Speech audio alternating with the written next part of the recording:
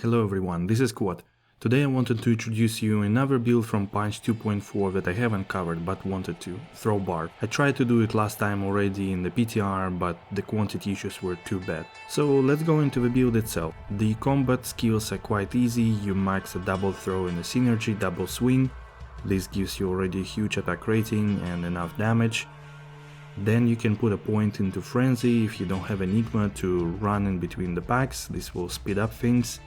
In combat masteries, of course, you need a throwing mastery, max it out as soon as possible, huge damage, critical chance, chance to pierce, chance not to consume quantity, and also replenish quantity on critical strike. So basically with 20 points you will not run out of quantity at all, even for ethereal weapons. All other 1 point wonders of course here, and then war cries. Obviously you get your battle orders and battle command. And I maxed out battle orders because we put a lot of points into dexterity, don't have much life, and then started to max out find item for at least 50% chance. Some people suggest to use Green Ward for extra damage with find potion, but I just cannot stand this skill and how it behaves, how it also turns everything to run away, overriding your curses. So for me this is not a really viable option, but some would like it still to use. So consider adding a point into Green Ward and maxing out Find Potion. As the stats, so we only need a little bit strength to wear Enigma and all the equipment, then around 300 points into Dexterity and the rest into Vitality. Dexterity improves our attack rating and also the damage dealt. My resistances are not that bad, it's because I'm using the most offensive variant. We also have around 180 MF, I also forgot to put Deed's Fortune, so it's extra 40. We have decent Deadly Strike, cannot be frozen. We also need 10 FCR, so that on a swap we can hit 110 for the 105 breakpoint.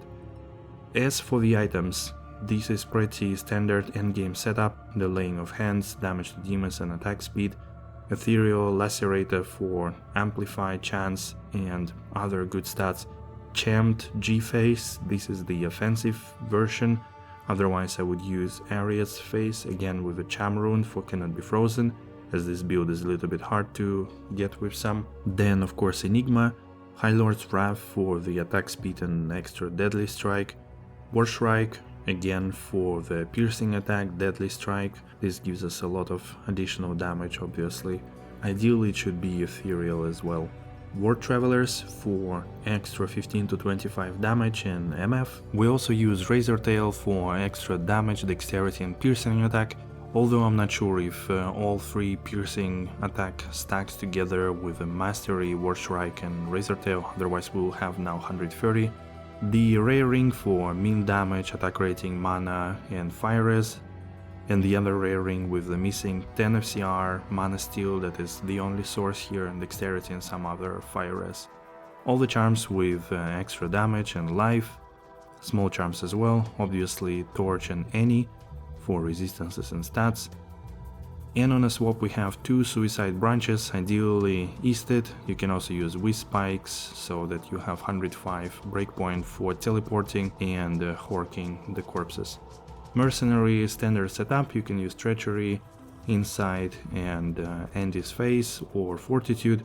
Ideally also it's an Act 1 Mercenary with Faith Rune Word for the Fanaticism. Alright, let's look at the gameplay in different areas that you can easily farm with this build. And at the same time I will share a few thoughts about this build. First of all, it's a pure physical damage build, which makes it pretty universal as there are only few places with Phys immunes. Although there are way more situations when some mobs with Stone Skin get the immunity. In this case you have several options, either a Lacerator or Reaper Stole on the Act 2 Merc or Lawbringer on the Act 5 Frenzy Merc. Any of those will do the trick until you get the endgame setup. Endgame setup will be with the F Lacerator and Faith Act 1 Mercenary. Extra attack speed and damage will be very handy.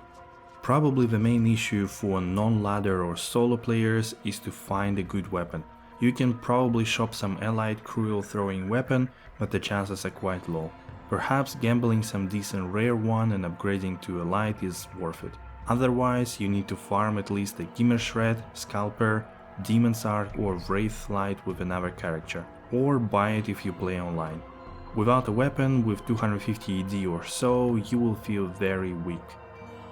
By the way, this Diablo drop is quite amazing. I was just recording a test run and got myself an arachnid mesh.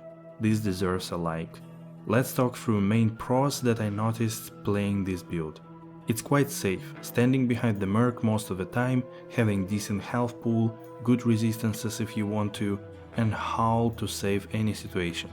Additionally, you deal so much damage for players 1 that most of the mobs that will get close to you will be soon dead, even without amp damage. Then, obviously as a Barb you have an item find. That puts you ahead majority of the farming builds, as it is a huge advantage. Any level 85 areas will be a great place to put this skill to use, or in Travinko for example.